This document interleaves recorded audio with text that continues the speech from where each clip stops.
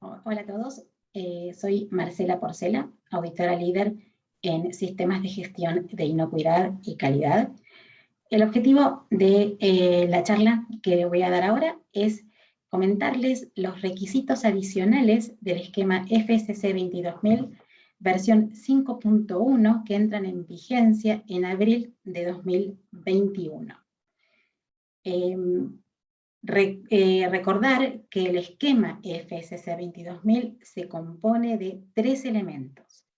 La normativa internacional en sistemas de gestión de inocuidad ISO 22000, la especificación técnica que es ISO TS 22002-1 en el caso de empresas alimenticias, ISO 22002-4 en el caso de empresas de packaging, y luego un cierto número de requisitos adicionales que están públicamente disponibles en la página del FSC Group. El objetivo de hoy es únicamente desarrollar estos requisitos adicionales que entran en vigencia nuevamente en abril de 2021 para explicar los cambios sustanciales que representan ahora la versión 5.1. Voy a compartir una presentación donde están aclarados estos requisitos adicionales. Bien, en esta presentación voy a poner la pantalla completa. Esta información está disponible en la página del FSC Group que pongo acá, el apartado específico de los documentos que componen el esquema de la versión 5.1, este es el link que lo lleva directamente a la página del FSC Group. Allí encontrarán todos los documentos que componen el esquema. Claramente no van a encontrar la ISO 22000 porque es una normativa que se paga desde la organización, y tampoco van a encontrar la ISO TS, pero les va a decir en qué consiste este esquema. Para probar estos esquemas en sistema de gestión, las empresas tienen categorías, ¿sí? Es decir, hay requisitos para empresas, por ejemplo, la categoría A1 es empresa de ganadería, animal, A2, ganadería respecto de pescados y mariscos. Luego la categoría C, que es la categoría más ampliamente certificada, porque son las empresas que pertenecen al sector de alimentos, que producen alimentos perecederos, alimentos no perecederos derivados de plantas, alimentos, por ejemplo, la categoría C4, alimentos procesados estables a temperatura ambiente. Fíjense que hay una categoría D, que ahora es la producción de alimentación animal. Esto es alimentos para mascotas, ¿sí? O alimentos para nutrición animal, para alimentación de ganadería, para alimentación de cualquier cuestión avícola ganadera, ¿sí? O cualquier otra producción animal luego comestible por humanos. Y luego la categoría, también dentro de la categoría de alimentación para mascotas, es decir, una empresa que produce productos de alimentación de perros y gatos puede certificar en gestión de inocuidad. Claramente porque va a tener un consumidor, en este caso se van a hacer mascotas. Luego empresas de catering, empresas de bioquímicos, empresas de material de empaque, empresas de transporte y almacenamiento, pero claramente todas ellas van a corresponder a una diferente categoría. ¿Por qué menciono esto de las categorías? Es porque luego, en los requisitos adicionales, algunos de ellos van a aplicar a algunas categorías y otros van a aplicar a otras categorías, y algunos requisitos adicionales serán aplicables a todas las categorías. Bien, entonces, específicamente me voy a enfocar entonces en los requisitos adicionales del esquema FSC 22000 versión 5.1. ¿Quiénes son estos requisitos adicionales? El 251, que es gestión de servicios y materiales comprados, 252, etiquetado de productos, 253, defensa de alimentos, mitigación del fraude alimentario, uso del logo respecto de usar el logo FSC, ¿sí? Hay unas ciertas guías para usar el logo, principalmente no se puede utilizar el logo en todo lo que sea producto terminado. La certificación en un sistema de gestión no es una certificación de producto, por eso el logo de las compañías de las certificaciones nunca puede utilizarse en el producto final. En el supermercado, aunque la empresa haya certificado el sistema de gestión, nosotros no podemos ver en esa rotulación que tiene un sistema de gestión, porque un logo en esa rotulación implicaría una certificación del producto, que cada lote fue certificado. Y esto no es así, no es que se certifica cada lote de producción. Luego, gestión de alérgenos, control medioambiental. Ven que acá dice solo para categorías C, E, F1, G, I, K. Lo mismo en control medioambiental. Fíjense que en el caso de formulación del producto solo incluye la categoría D. Recordemos que en la slide anterior vimos que la categoría D era de alimentación animal. Luego, un requisito adicional de transporte y despacho que incluye solamente la categoría F1, que es respecto de almacenamiento y transporte. El requisito adicional de almacenamiento y depósito, que aplica a todas las categorías. Luego de mencionarlos todos, desarrollaré cada uno de ellos. El requisito adicional de control de peligros y medidas para la prevención de la contaminación cruzada. Fíjense que este aplica a las dos categorías originalmente objeto de certificación de estos sistemas, la categoría C, que es de alimentos en general y alimentos estables a temperatura ambiente, y la categoría I, que es de material de empaque.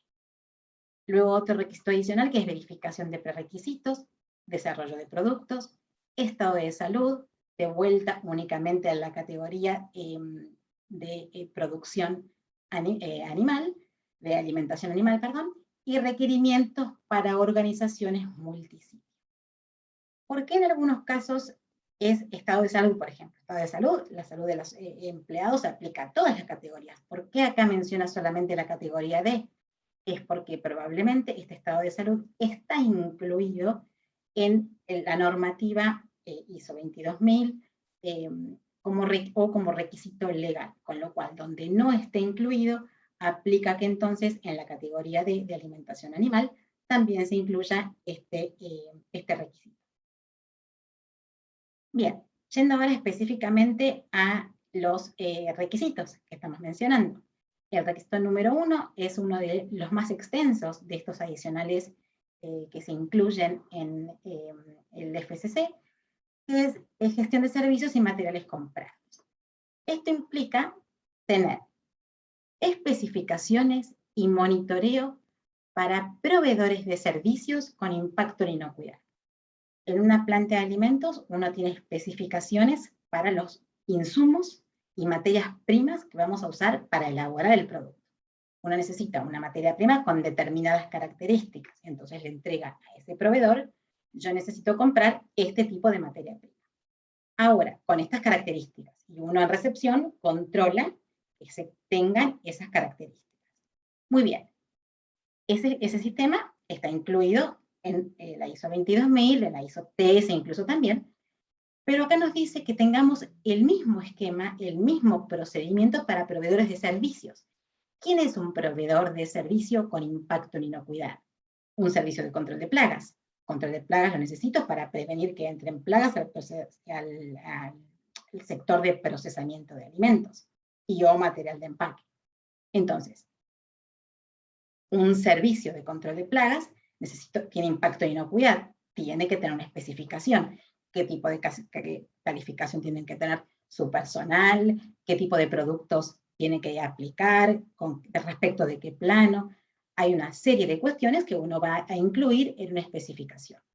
Otro servicio con impacto en inocuidad podría ser una calibración de instrumentos de laboratorio, calibración de balanzas de producción en planta, servicio externo de limpieza, servicio de contratistas de mantenimiento. Son todos servicios que tienen impacto en inocuidad, entonces tienen que tener su especificación y su monitoreo de desempeño, alguna auditoría si es que tiene una instalación donde almacena productos, tiene que tener lo mismo, el mismo programa, el mismo procedimiento que uno aplicaría para un proveedor de materia prima o insumo en contacto directo con el alimento. Muy bien, en el caso de uso de laboratorios, muchas plantas no tienen laboratorios con la capacidad de generar un análisis microbiológico, probablemente de patógenos o microbiología en general, entonces tiene que tercerizar, enviar a otro laboratorio ese análisis. Luego ese laboratorio es un proveedor. ¿De qué manera uno se asegura, la planta se asegura que es competente, que tiene la capacidad de desarrollar ese ensayo y que el resultado sea creíble? Entonces, para eso existen algunas herramientas para uno asegurarse la competencia del laboratorio, que es que el laboratorio cuente con alguna acreditación. En el caso de normativa específica del laboratorio, se denomina acreditación porque la entrega de la normativa la hace directamente el organismo argentino de acreditación, no la hacen entes de certificación. Por eso se llama acreditación ISO 17025 y no certificación.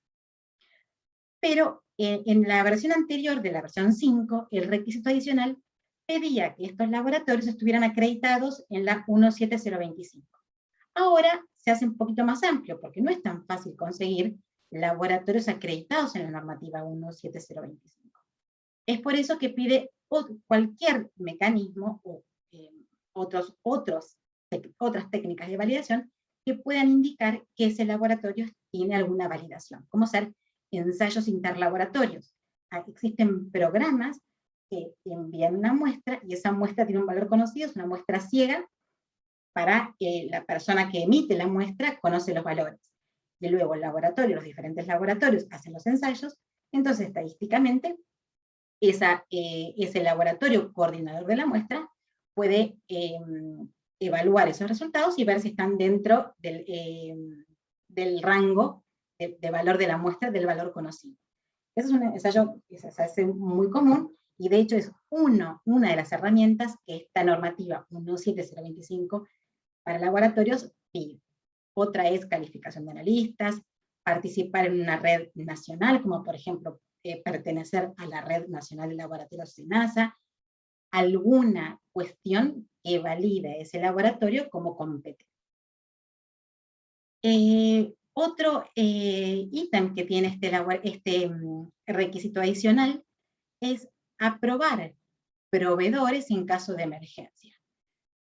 Muchas empresas tienen un listado de proveedores, claramente que tenemos el listado de proveedores, los cuales han sido aprobados, que se evalúa su desempeño, proveedores de desempeño conocido y que están calificados como aprobados. Muy bien. ¿Qué pasa si por alguna emergencia, como claramente nos ha pasado en este último tiempo con la cuestión de la pandemia, u otra emergencia, por cuestiones de distancia, una cuestión de emergencia que le haya pasado en la planta y no pueda proveer? ¿Qué pasa si uno se queda sin abastecimiento? En ese caso no es cuestión de salir a comprarla a cualquiera sin que esté aprobado. Entonces lo que pide este requisito adicional, que la planta tenga una evaluación mínima, una evaluación, un procedimiento específico en el caso de que haya que salir a comprar a un proveedor en caso de emergencia, cuáles son estos requisitos mínimos que uno va a evaluar para asegurar la conformidad con los requisitos. Es decir, uno va a pedirle al proveedor mínimamente que esté habilitado, que cumpla los requisitos legales, que cumpla los criterios de la especificación respecto a inocuidad. Esto no es requisito, estoy dando ejemplos de requisitos mínimos que uno podría incluir en un procedimiento propio para establecer un procedimiento de aprobación de proveedores en caso de emergencia. Lo que nos pide el requisito es que se tenga un procedimiento de quiénes son los criterios para evaluar a ese proveedor en caso de tener que salir a comprar en una situación de emergencia. Muy bien. En el caso de, esto aplica únicamente al caso de la categoría A, ¿se acuerdan cuando decíamos agricultura y ganadería? Política para adquisición de productos animales. Esto es, revisión de insumos veterinarios, residuos de insumos veterinarios. ¿Quiénes son los insumos veterinarios? Antibióticos, cualquier metal pesado que pueda existir producto justamente de estos insumos veterinarios. Y luego, el último ítem de este requisito adicional indica establecer, implementar y mantener procedimientos para la revisión de especificaciones de productos para asegurar cumplimientos con inocuidad, requisitos legales y de clientes. Esto es, las especificaciones de los productos que elabora la planta. Estas especificaciones, lo que pide este requisito adicional es que se revisen, que la planta tenga un mecanismo de revisión para asegurar que mantienen su vigencia. Por ahí tenemos una especificación de un producto de hace 15 años. Esa especificación nunca se modificó y tal vez existieron pequeñas modificaciones o de formulación o de alguna cuestión. Entonces, establecer un mecanismo de revisión con determinada frecuencia, en determinadas situaciones, con cambio de fórmula. La planta decidirá cómo es ese procedimiento de revisión. Pero lo que dice este ítem del requisito adicional es tener ese procedimiento para establecer cómo va a ser el mecanismo de la revisión de estas especificaciones de los productos que elabora la planta. Etiquetado de productos. Vieron que hay cambios en la normativa respecto de la rotulación de alimentos, rotulación frontal de alimentos, qué información tiene que incluir el rótulo de alimentos. Hay un requisito legal, que es el requisito de rotulación, que es qué información respecto de nutrición, la tabla nutricional, respecto de qué información va en el rótulo. Ahora, esta normativa incluye que el proceso de rotulación claramente asegure el cumplimiento legal y que a su vez incluya alérgenos. Claramente la normativa y los requisitos legales de Argentina pide que incluya algunos alérgenos. Perfecto. Por ejemplo, el caso del lobo Sindac, por ejemplo. Pero, aún así, hay países que por ahí eso no tienen incluido en su normativa. Y recordemos que esto es una norma internacional. Por eso, lo que pide el requisito de etiquetado de productos es que asegure el cumplimiento legal para cada país y que incluya también alérgenos. Defensa de alimentos. Este requisito adicional también ya estaba en la versión 5. Y lo que pide aquí es hacer un análisis de todas las potenciales situaciones, todas las amenazas, potenciales amenazas que puedan existir desde el punto de vista de la integridad de la instalación y del producto. Que el producto no le vaya a generar un daño al consumidor producto de un sabotaje, producto de un daño intencional. Por eso es que esta herramienta, este programa de defensa de alimentos, llamado en inglés Food Defense, que se va a encontrar así muchas veces en las normativas, es respecto de establecer un programa para el control de acceso, seguridad del perímetro, seguridad de la información, seguridad de los empleados, todo desde el punto de vista de asegurar la integridad del producto, que el producto no esté contaminado producto de un sabotaje. Existe una herramienta muy conocida, que es el FDA Builder. Si googlean FDA Builder, esa herramienta es un software disponible. Si se quiere utilizar ese software, claramente tiene una licencia, pero la información está disponible. Es decir, que la información igual está disponible para utilizarla como tal. Y entonces, esa herramienta, para cada aspecto de la organización, identifica potenciales amenazas y potenciales y posibles medidas de control para mitigar esas amenazas. Muchas de ellas, por supuesto, van a redundar en accesos, controles de accesos, sectores restringidos, almacenamiento de químicos en sectores restringidos y con accesos autorizados. Tienen mucho que ver con los accesos, con la seguridad de la información, etc. Casos de contaminación adicional que hayan habido en la industria históricas, bueno, por ejemplo, un grupo de terroristas inyectando mercurio en naranjas que venían de Israel, el conflicto en Medio Oriente. Entonces, inyectando un contaminante intencionalmente. De vuelta, todo lo que tiene que ver con defensa alimentaria es exclusivamente prevenir adulteraciones o contaminaciones intencionales. El objetivo es hacer daño. Distinto es de un fraude alimentario. Un fraude alimentario, el objetivo es evitar, el objetivo de un fraude es una ventaja económica. Es una adulteración, un reemplazo, una sustitución de probablemente un ingrediente, un principio activo valioso por uno menos valioso. En ningún momento una empresa o un comerciante que comete un fraude alimentario tiene la intención de dañar a propósito, sino que es obtener una ventaja, un rédito económico.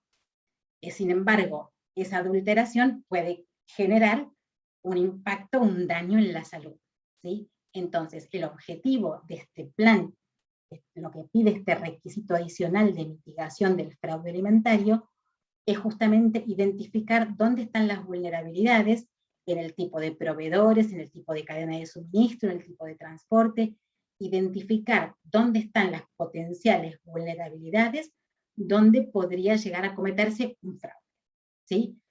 De esta evaluación de las vulnerabilidades también es importante para cada sector establecer el historial y qué tipo, si es que hubo adulteraciones. Ahora en la próxima pantalla les muestro algunos casos que hubo de adulteraciones y en algunas industrias.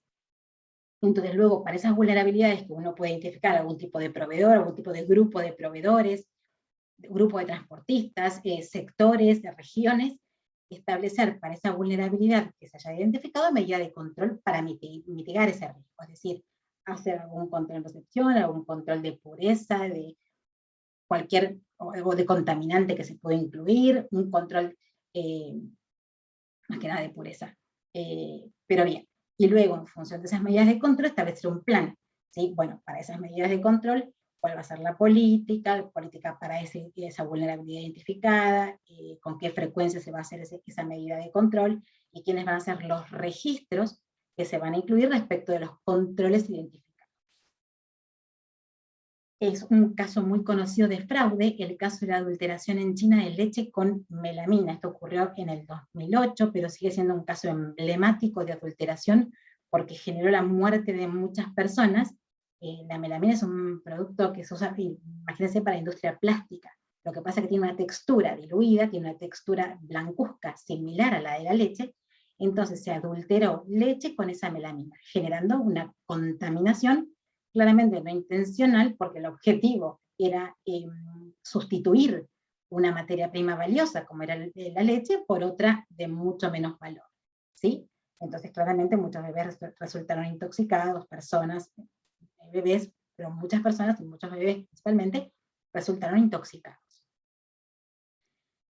Vieron que habitualmente los que por ahí reciben notificaciones de este tipo, muchas veces vemos que la ANMAT retira, en algunos casos, aceites. El fraude en aceites es muy común porque es difícil la detección de un tipo de aceite y del otro. Entonces, habitualmente se retiran de mercado, ya sea por adulteración, por fallas en la rotulación, dice que el aceite contiene por ahí un producto y contiene otro tipo de aceite. Entonces, eso se reporta en algunos casos de aceites. Después, bueno, otros casos en la industria, por ejemplo, este no fue en nuestro país, en 2010 detectan productores de queso de búfala, que lo adulteraron con materia prima de origen vacuno, ¿sí? Que no era estrictamente el origen que estaban declarando, ¿sí? Y bueno, y luego casos de adulteración cárnica, pero eso ya es por ahí tiene una contaminación, entonces se le agrega desinfectante. Eso por ahí en otras épocas era una práctica habitual de algunas carnicerías, entonces eso también es una adulteración. Uno está tapando una contaminación para que el producto siga vigente y poder vender. Esos son algunos casos típicos de adulteraciones, ¿sí? Donde el objetivo de vuelta es un rédito económico y no un daño intencional. Uso del logo. Cuando estamos comenzando con estos requisitos adicionales, comentábamos respecto del uso del logo, que se refiere al uso del logo, ya sea del ente certificador, y en este caso específico del logo FSC, que tiene una mezcla de verdes y grises. En algunos casos, y de acuerdo a las normativas que están también en la página del FSC, que hay una guía para el uso del logo, es que se puede usar en una página web, en cualquier, algún documento respecto de información general. No es posible usarlo, está prohibido su uso en el producto propiamente dicho, en el rotulado del producto, en el servicio que se entrega, si lo que se entrega es un servicio tampoco, porque el servicio en el momento que se entrega en una orden de registro de servicio tampoco puede ir, porque esa orden es el registro, la evidencia de la actividad, que sería el producto. Eso tampoco se puede usar. En el caso de la página web hay guías, no está prohibido en su totalidad, pero existen unas determinadas guías que están detalladas en el requisito adicional en la página FSC, que les mencionaba al principio, y ahí lo pueden buscar, y hay que respetar una serie de tamaños respecto de otros rótulos, los patrones de colores, una serie de guías para utilizar el logo, ¿sí? Bien, gestión de alérgenos.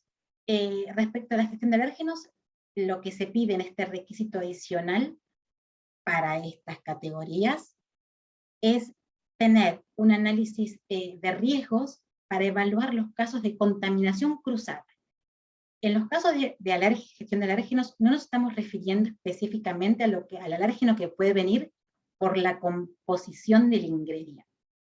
Muchas veces a los proveedores se les pide una declaración jurada de que en sus materias primas no tienen determinados alérgenos, o declaración jurada de quiénes son los alérgenos que sí contienen. Ahora, un proveedor puede decir que entrega una materia prima que no contiene alérgeno, pero, sin embargo, en su planta manipula otros alérgenos. Y eso es una contaminación cruzada, porque por almacenamiento, transporte, puede existir algún riesgo de contaminación cruzada. Mismo en el caso interno de planta, pues en la planta uno tiene, en otro sector se maneja otro tipo de producto, y en el sector de producción del producto sin alérgeno no tenemos alérgeno. Pero sí existe un riesgo de las personas que circulan de un lado al otro, incluyendo el comedor, de que haya alguna contaminación cruzada por alérgenos. O en el almacenamiento, si en el depósito no están específicamente segregados, pueden existir contaminaciones cruzadas por alérgenos. Luego, este análisis de riesgos también puede derivar en una medida de control. Por ejemplo, en los depósitos, en una medida de control en los casos que se manejan alérgenos, es claramente poner los alérgenos en los pisos, en el rack que va sobre piso, de manera que los alérgenos no se almacenan en la parte superior y no tengan posibilidad de caer hacia las zonas inferiores y contaminar otro tipo de productos. Entonces, de este análisis de riesgos, que es similar a lo que sería un HACCP en los casos de pedidos químicos, físicos y biológicos, establecer el mismo análisis de riesgos, pero en este caso con un enfoque de alérgenos. El pedido sería la contaminación cruzada por alérgenos. ¿Por qué solamente hace referencia a la contaminación cruzada y no análisis de riesgos para alérgenos en general? Porque el análisis de riesgos para alérgenos en general está contemplado en la ISO TS, en el requisito de contaminación cruzada, física, química, biológica, en la química, incluyendo alérgenos. ¿Sí? Entonces, en el caso de composición, está incluido en las normativas. En el caso de contaminación cruzada, queda aclarado y detallado que es necesario tener un análisis de riesgos para contaminación cruzada en este requisito adicional. Y luego con sus medidas de control. Para aquellos riesgos evaluados que son significativos de tener una contaminación cruzada, ok, ¿qué medida de control tengo para mitigar ese riesgo que es alto, significativo, o que luego de nuestra evaluación nos ha dado que es un riesgo significativo? Muy bien. Control medioambiental.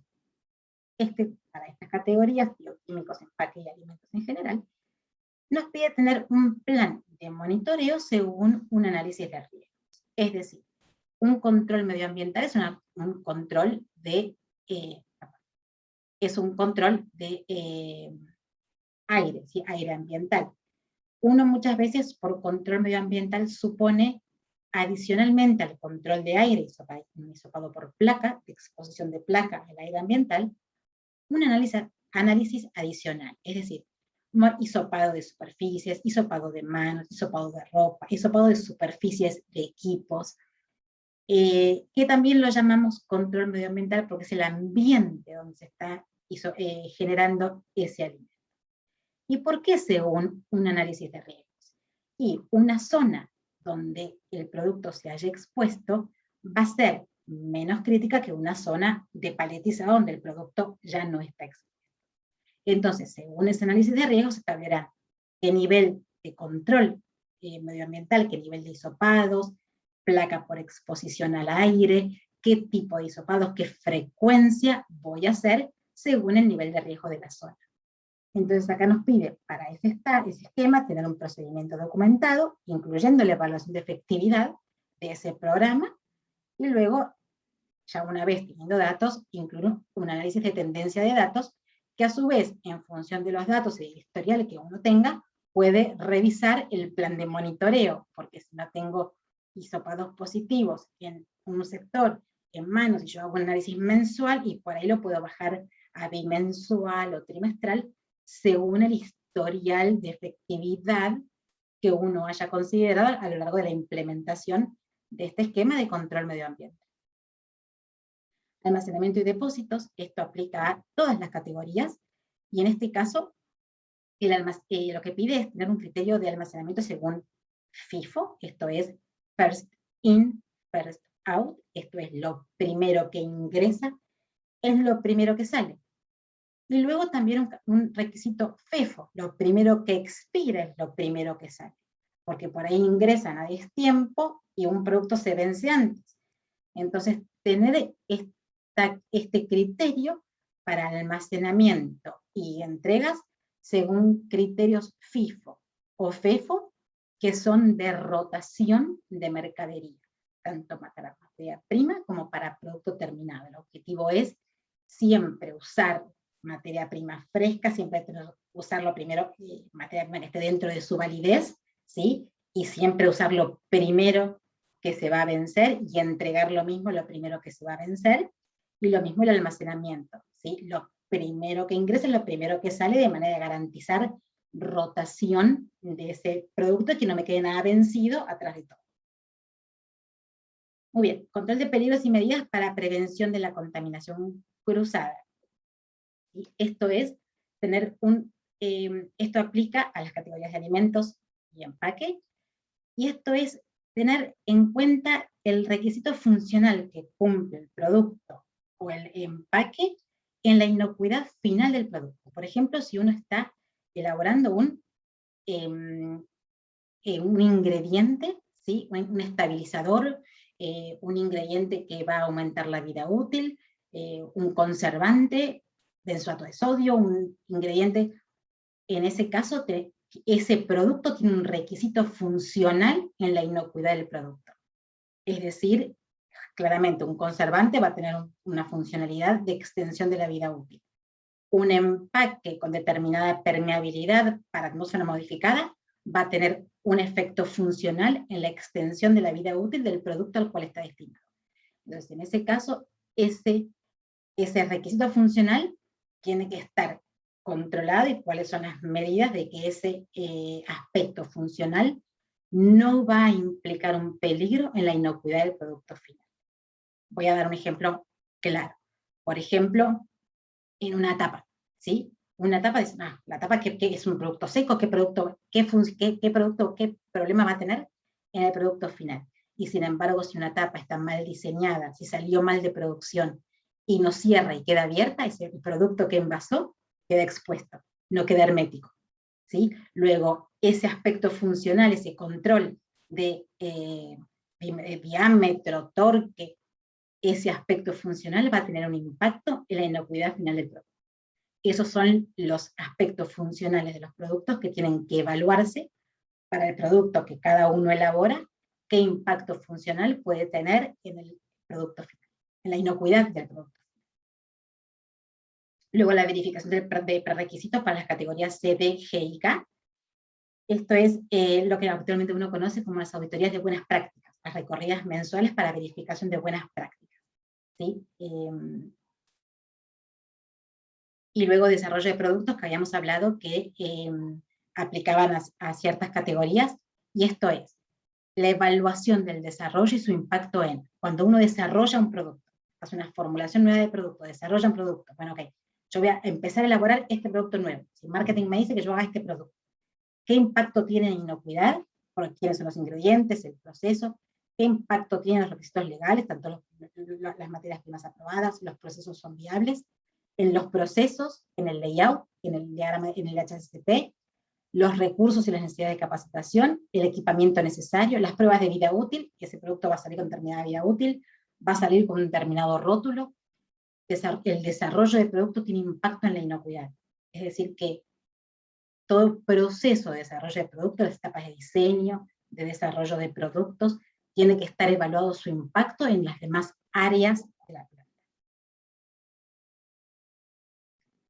Bueno, hasta acá llegamos con los requisitos adicionales. Bueno, claramente en este video no es que es posible hacer preguntas, pero en el caso que alguien me quiera hacer una consulta o necesita alguna aclaración adicional o le interesaría tener un video similar respecto de un tema específico, me pueden escribir a info@gciconsultores.com.ar.